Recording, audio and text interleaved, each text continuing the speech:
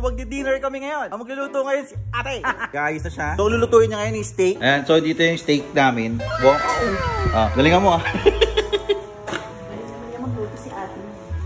Di ba nagluto ka niya ng dati, Bel? Oo naman. So ingredients namin ay ano to? Wala pa paminta yan. Beans ba yan? Bar and... This bar and... So tamang prep lang muna yung kapatid ko. Habang lulutuin niya yung ano namin, dinner. Ay! Mas yung mga steak ko. Ako nag-iwa nito. This is the bar. Kaya guys, turuan ako ni ate paano magluto ng steak. Pangalan ba? Paano ba yan?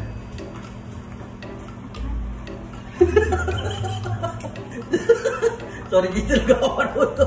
Ganyan pala yung ano, no? Yung steak in person. May mga white and red. In person? Ito yung bar na. Bar. Say bar. Baa.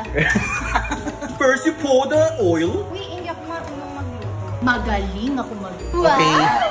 So ito yung mga food vlogs na ano, nakaganyan. Matagal? Oo, naglagay na siya atin ng butter. Kailangan pala ng mantika yung butter. Kala ko butter lang siya. Wait, ewan ko. Gusto ko meron.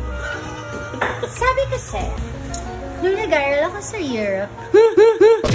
Yan! Ayan na ay steak! Ayan, so guys. Nagluto pa si ate. So, dito muna ako sa isang sis ko. Hello, sis! Be food. Be food. Iwas mo naman dyan, friend.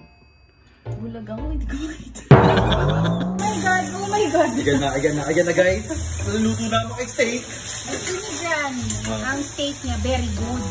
Alam mo, very good. Medium well. Well done, very good. Mga gulay naman. Beans yan, diba? Ini lang, steak nila, Okay, tanong. Basta luto mo kahit lang. masarap yung buo. Ayan, hindi maganda yung hilaw. Gusto ko hilaw. Mga niluluto na. Pwede kayo mo na yung sa plastic. Kuya, nagluto si ate ng steak. Yeah. Because in Europe, when What? I studied there, in the cordon bleu, ano yung sabi? Cordon bleu chicken.